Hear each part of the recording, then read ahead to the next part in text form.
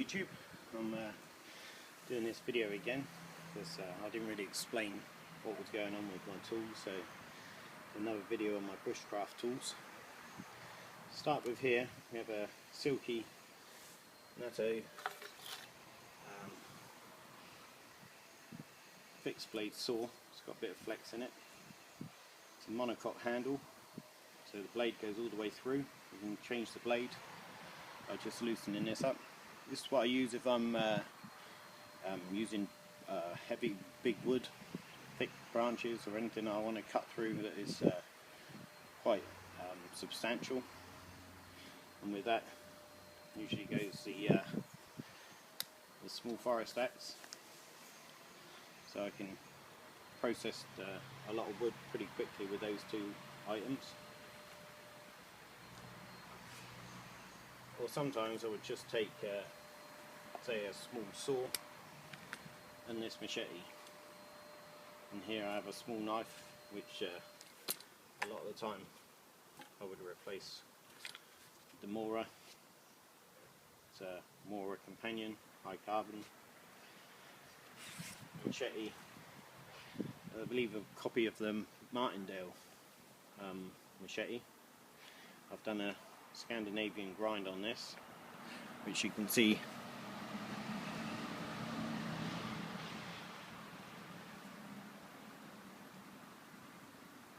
it's very nice indeed.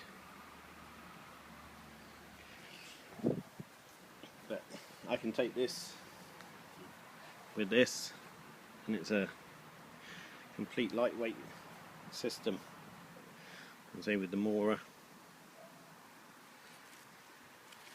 Also on here I have the Martindale file, and you can see that with the light. So I've just sewn a couple of bands across here, and then the sheath sits down inside. You can open the sheath up and then put the strap around to hold the knife in as well. So it goes across there. I do quite a lot of work with the machete. I do like the machete. It's a nice lightweight system, goes in your backpack nicely with the knife attached to it. It's a complete system with the sharpening file and the fire steel as well. So I have everything that I need there.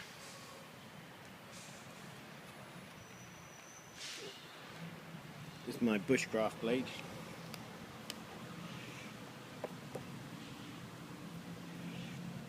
Again, razor sharp. Antler handle. I think it's a Woodlaw copy clone. And then you can see that there's two snakes filed into the bottom there, and some nice file work on the back of it as well.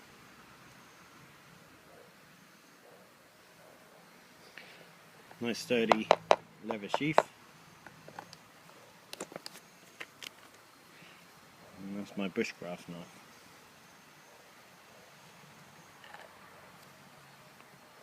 This here I've made into my neck knife. Sits upside down, doesn't come out very easily. There's actually quite a bit of suction there.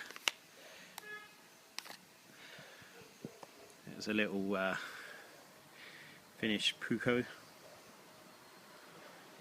which I use for all the smaller work. Things like cutting paracord, and it's really nice for feather sticks, even though it's not such a long blade, but there's a very fine blade on there. So I love this little knife. Wasn't expensive, about £30 from a company called Woodjaw, I think it was. But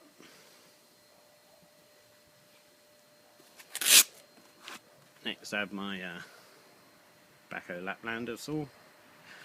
What comes out with me most of the time, even if I take the big silky. Another silky. This is the F180. It's much more aggressive teeth than the Laplander, but there is a more flex in the blade than in the Laplander. So if you're not smooth with it, you can force it and it will twist and jab and bend the blade, which I haven't done with this one yet.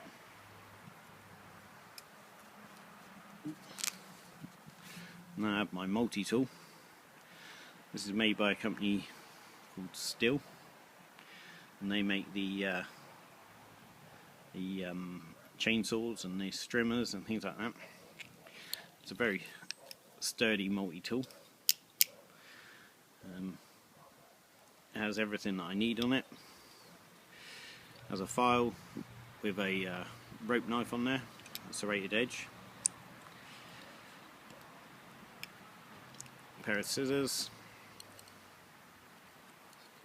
a Phillips screwdriver, and a can opener. All on there. And on the other side I have the main blade, a bottle opener with a flat-end screwdriver, small flat-end screwdriver, and I think what they call a rope splice, and a reasonably sharp small wood saw there. So it does everything that I want it to do. And so it's quite a tough little multi-tool. I've had him a few years now. But I will be getting the Lebanon Wave next month. My wife's going to buy it as a birthday present for me.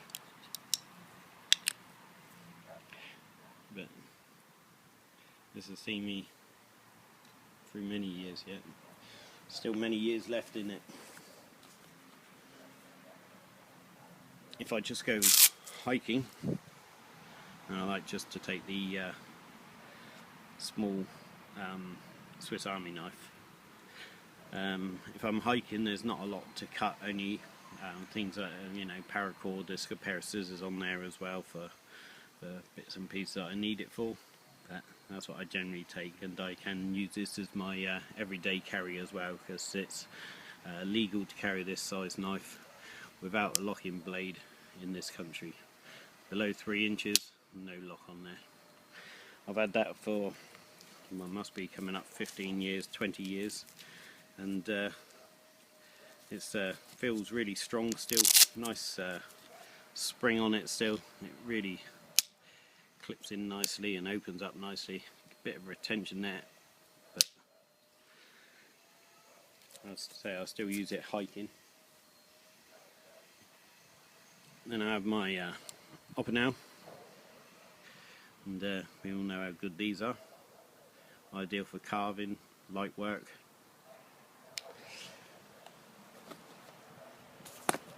Next, I have an entrenching tool, and this I use for digging fire pits, or taking the turf off to have a fire, or if I'm doing an oven and then I'll need to move the rocks I've heated up in the fire, and I'll use that for that sort of thing.